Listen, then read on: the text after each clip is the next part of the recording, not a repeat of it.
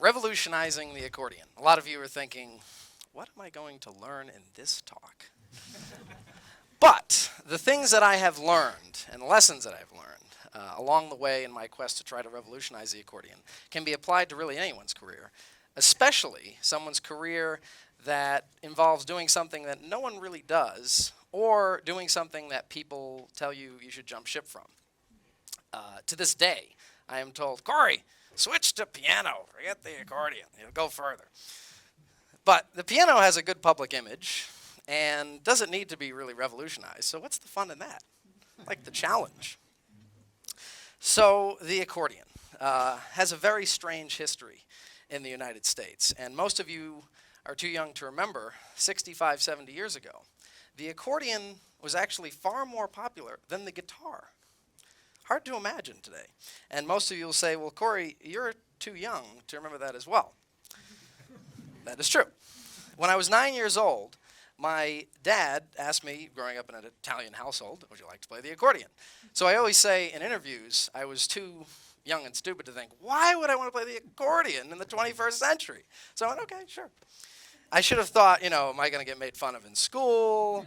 Am I ever going to get a prom date? Things like this. So, being an outcast has kind of been the story of my life. But using the advantages of being an outcast is what has fueled my life's engine, so you could speak.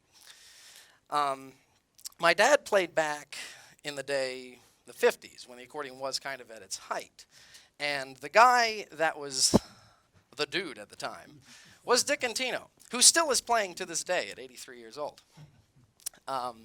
Dick actually played on the Ed Sullivan Show, who remembers the Ed Sullivan Show, more times than the Beatles. That is a fact. It is hard to imagine. I'm sure none of you would think a solo accordionist would be able to play on Leno, Letterman, or SNL more times than U2 or Metallica or something. Now, if you go further back to the first famous accordion player, Guido Darrow, very famous, 1900, 1910. He was so famous and such a big deal that he actually married Mae West in 1914. It was the sex symbol of the day. She was a huge actress. She was it. So that's hard to imagine. I don't see myself,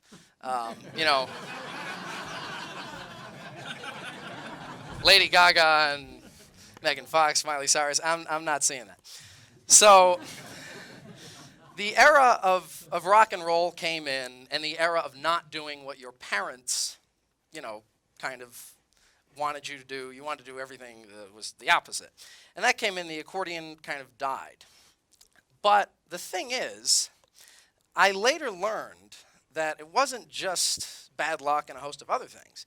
The accordion world itself didn't really change. It didn't morph with the music industry. And to this day, actually, the main kind of worlds of accordion, especially in the United States, are still stuck in this prehistoric mindset of, you're supposed to play Roll Out the Barrel, and you're supposed to play Sonata Moderne, all these kinds of tunes. And it's why we kind of still have this image of the accordion. By the late 60s, especially, that's when it really started to fall off. The accordion just completely was dead. And this cartoon by Gary Larson, which really just is the perfect image of the accordion in the 60s, the 70s, the 80s, and the 90s. Welcome to heaven. Here's your harp. Welcome to hell. Here's your accordion. And Gary Larson actually sent the original script of this to an accordion company in America and wrote, "I'm sorry," years later. Pretty funny. So the negative stigma kind of persisted until the kids of that generation grew up, say, you can even say 0 to 30 now or so, and they didn't grow up with that stigma attached because their parents never talked about accordion. So it's given the accordion kind of a chance to reemerge in a new light. And you see accordions now in bands like Bruce Springsteen, Flogging Molly's, Dropkick Murphys. Bob Dylan has an accordion player. Lots of punk rock bands have accordion players. So I'm supposed to be all excited now that the accordion is coming back. But the problem is, it's kind of coming back in a caricature form of itself. So this is most likely what you're hearing if you hear an accordion player playing in a band. This kind of stuff.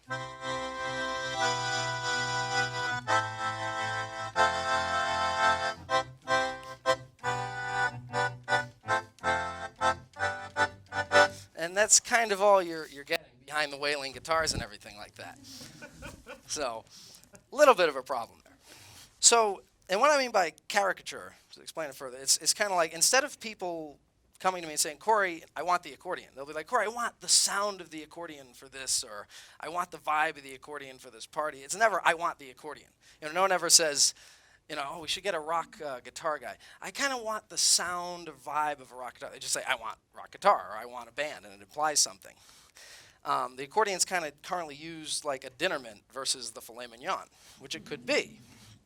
And it's just because the current music landscape doesn't know how to use it. It doesn't really know what it can do.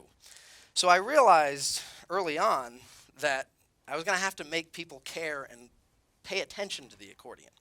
So I think, okay, I have to think in marketability terms. So I started with sexiness, because it's kind of a strange, thing to have on you. And it's this big thing. So the difference between the music industry then and now is the music itself has kind of become more negligent. It's more about the show. Do we have lots of lights? Do we have dancers? Do we have a singer? Do we have a singer? Do we have a singer? Do we have lyrics? Gotta have lyrics, singer, show, lights. It's not so much about the music, and it's really because of the fault of the music corporations pumping out to the radio what they want you to think is the top 40 and what everybody should listen to. And the accordion is just not on their list. It's, well, the accordion. Why do we need an accordion? We don't need that. So, starting with a thing that really looks like an air conditioner on you is not a good place to start from. And you can't, I've practiced playing it over my head. It looks ridiculous. So how can I change this? So when I was 12 years old, I realized I wanted to play the accordion differently. And I already kind of started a rebel status with the accordion world at that point. But now I had to think, how can I present the accordion differently, not just play it differently in any other way? So playing the electric accordion, which this was, and playing modern songs, like the Daft Punk I just did, that was a must. You have to do that to get people interested. Wow, you can do that on accordion. But it wasn't enough. So I have to go further, push the envelope. So I thought about skinning an accordion. And at the time, I worked with a company, Roland, that makes electric accordions. And they were trying to see how they could maybe help the accordion world. And we had lots of ideas for them. But they just didn't seem to care, because what they didn't want to tell us, it was less than 1% of their whole market. They're more known for other things. So they just, other than the Italians in Italy designing the accordion, putting all their passion into it, they just didn't care enough. So the skin, they were like, why do we need a skin? It's cool enough. I was like, no, it's not. We got to go further. We have to push further. So I learned a lesson at that time. If you want to do something, you got to do it yourself. Or in that time, it was, if you want to do something, ask your parents for money and then do it yourself. So kind of after looking for companies that would skin an accordion, I mostly got, hello, yes, we skin iPads and iPhones. What were you requesting? And I'm like, yeah, they're not going to be able to do this, because there's so many nooks and crannies in the accordion. So I went to one of my many hobbies, the car world, and found a company in Los Angeles that skinned 24-hour Le Mans race cars and Indy race cars. And they took on the project of skinning the accordion. And this is what it looks like. So I'm always thinking, okay, what can I do now that no one's ever done? No one had ever skinned an accordion, painted, but never skinned. So where can I go further from that? And it was during this time that I won my 3 world championships. And I did this more as a shield to the accordion world because I was kind of looked at as this odd guy trying to do strange things. And I wanted to kind of shield myself from that, so I wanted to validate my pure playing ability. So I went out and did that. And they were in different formats. It was in jazz, acoustic accordion, and digital accordions, which these are. And I attribute my schooling at New England Conservatory of Music, right near here, and kind of the chip on my shoulder of wanting to bring the accordion back. That was my motivation. So I learned another lesson at this time, which was, if you want to get back at your enemies, smile, beat them at their own game, and then smile some more. Than to do anything else. So how could I get more ridiculous? So I decided on lights in an accordion. Slightly different. So I found a crazy guy on the right, J.D. Fontanella, who calls himself a freelance mad scientist. And he pretty much is. And we designed a symmetrical MIDI lighting system inside the accordion. And this is basically kind of how it works.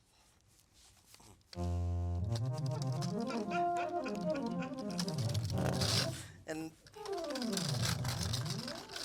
so no matter what you play, it's going to be symmetrical. I guess I should start seeing like what patterns I could make faces and play chords on them. But that would be kind of interesting. All right. So another thing I learned in doing lights is don't worry about your competition, because if you do, you'll most likely just aim to beat them versus kind of doing your own thing. You might end up in a completely different league, a completely different area.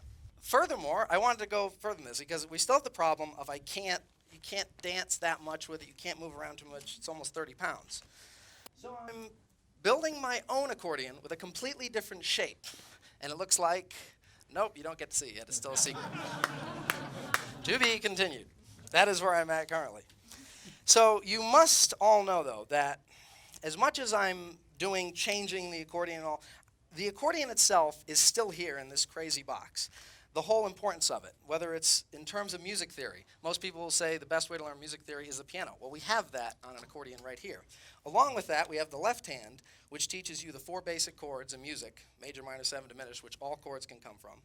The circle of 4ths and 5ths, which I like to call the line of 4ths and 5ths because it goes on forever, and that's right here. You have phrasing, which is the bellows. You can't play a note unless you're using the bellows, and even on the electric, it's the same thing. Furthermore, it's portable, it's loud, which is why it initially got popular, because piano players couldn't walk around and they used accordions. And there's just so much it can do if you pay attention. So it's kind of just a call to everyone of the next time you see an accordion or hear an accordion, take an extra listen, take an extra look. You might like it.